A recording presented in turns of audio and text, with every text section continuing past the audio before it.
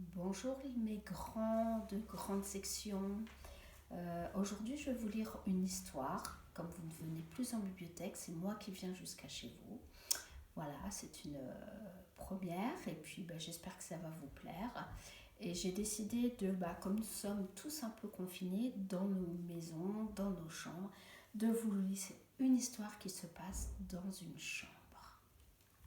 Ça s'intitule Les lapins du papier peint. Mais avant, je vous rappelle notre petit rituel. On s'assoit bien, on évite que nos petites jambes ne bougent de trop. On ferme la bouche. On ouvre ses oreilles, très très grands ses yeux. Et on écoute attentivement. Et si l'on parle, on se rappelle que ça enlève la magie de l'histoire. Vous êtes prêts? Alors, on y va. Les lapins du papier peint de Serge Prudhomme, illustré par Pavel Pawak.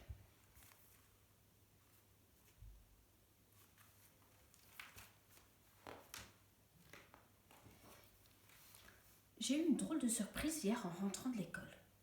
Papa et maman avaient déplacé tous les meubles de ma chambre, arraché l'ancien papier peint, celui avec des petites fleurs que j'adorais, et ils l'avaient remplacé par une nouvelle tapisserie avec des motifs de lapin blanc. J'ai tout de suite détesté ces yeux rouges qui me fixaient. Pourtant, j'aime bien les lapins blancs. Le soir, dans mon lit, j'ai regardé longtemps ces petites bêtes suspendues un peu partout dans la chambre. J'avais l'impression que les animaux voletaient le long des murs. Puis, j'ai fini par m'endormir.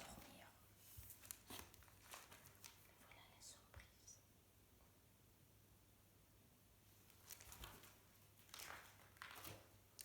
Le lendemain, je me suis vite aperçue qu'il manquait un des lapins blancs juste au-dessus de mon lit. Il y avait un vide au milieu des motifs. Je l'ai retrouvé bien vivant, blotti dans mes draps. Je l'ai caressé, il avait l'air d'avoir très peur. Ensuite, je l'ai caché dans le grand tiroir à chaussettes.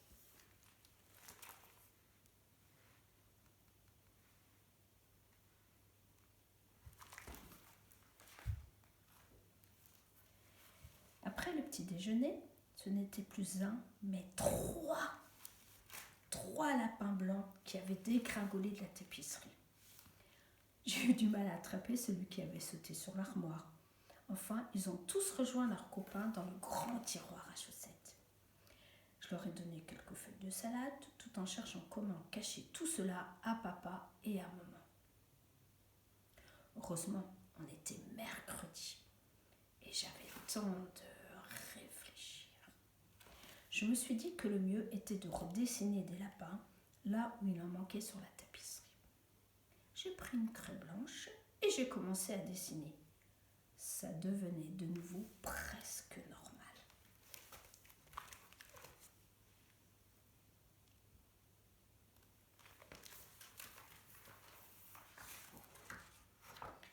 Juste avant midi, comme je faisais mes devoirs, un nouvel animal a atterri tout droit sur mon bureau. Il a détalé et disparu dans l'entrebâillement de la porte de ma chambre.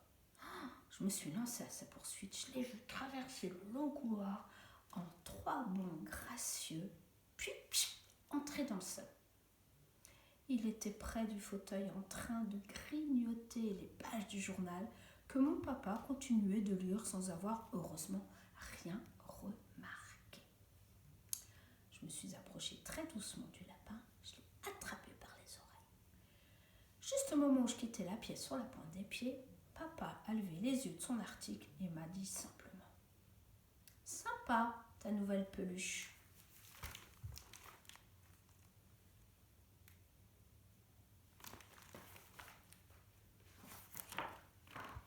Après le repas, j'en ai ramassé 6, un peu partout dans la chambre, dont j'avais cette fois précautionneusement fermé la porte à clé. Je les ai aussitôt cachés avec les autres et remplacés par des dessins à la craie sur le mur.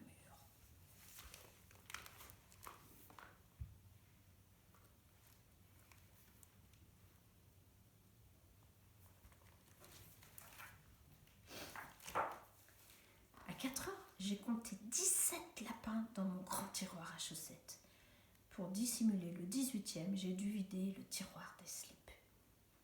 À 7h30, il ne restait plus que 4 lapins blancs sur la tapisserie. Et j'avais vidé tout mon placard à vêtements pour les cacher. 3 sont tombés après le dîner et le dernier s'est fait prier pour descendre de son perchoir. On aurait dit une feuille en automne lorsqu'il y a du vent.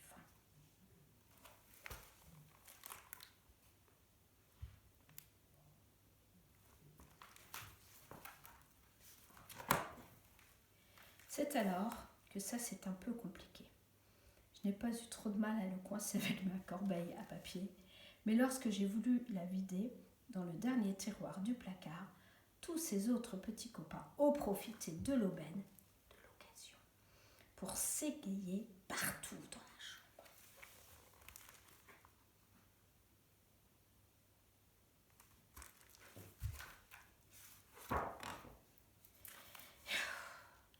J'ai passé plus d'1 heure à tous les rattraper avec mon épuisette à poisson et je les ai vidés pêle-mêle dans mon armoire. À 9h, alors que maman entrait me dire bonne nuit, je claquai la porte du meuble sur le dernier fugitif.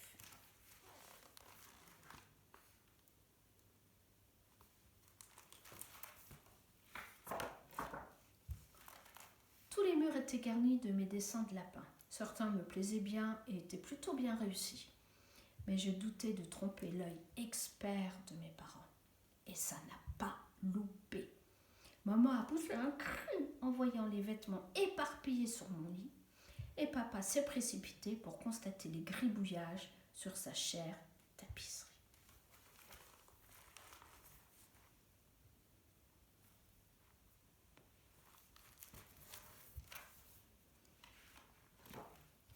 Je me suis fait gronder très fort et tout le monde s'est demandé comment j'avais pu faire disparaître ces lapins. Mais je n'ai surtout rien dit. Le lendemain, j'ai été punie et j'ai fait des exercices de mathématiques avec maman en rentrant de l'école. J'ai été très sage.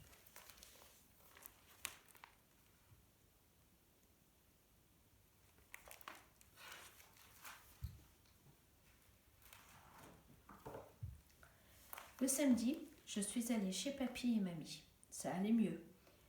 Je n'étais plus du tout punie. C'est en rentrant à la maison que j'ai piqué ma crise, comme dit la maîtresse. J'ai refusé de dormir dans ma chambre. Maman a crié. Papa s'est fâché tout rouge, mais je n'ai pas cédé. Mais enfin, qu'est-ce qu'il y a demandait papa. Ne me dis pas que la nouvelle tapisserie ne te plaît pas non plus. Il a bien fallu réparer tes bêtises. On a passé le week-end à tout refaire.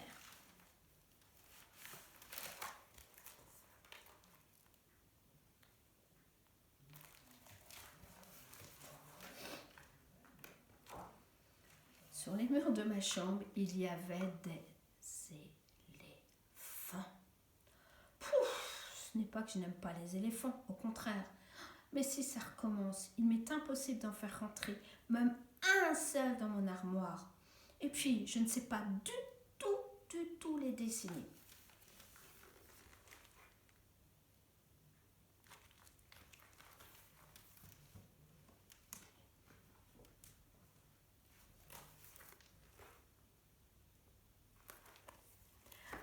Voilà. Alors, j'ai trouvé cette histoire très très rigolote. Elle se passe dans une chambre. En ce moment, vous devez sans doute y passer beaucoup de temps. Alors, je trouvais que c'était rigolo de vous la lire. Voilà. Alors, je vous souhaite une bonne relecture. Vous pouvez revisionner la vidéo si vous le souhaitez. Allez voir également celle des moyennes, voire des CP. Et puis, je vous dis à tout bientôt.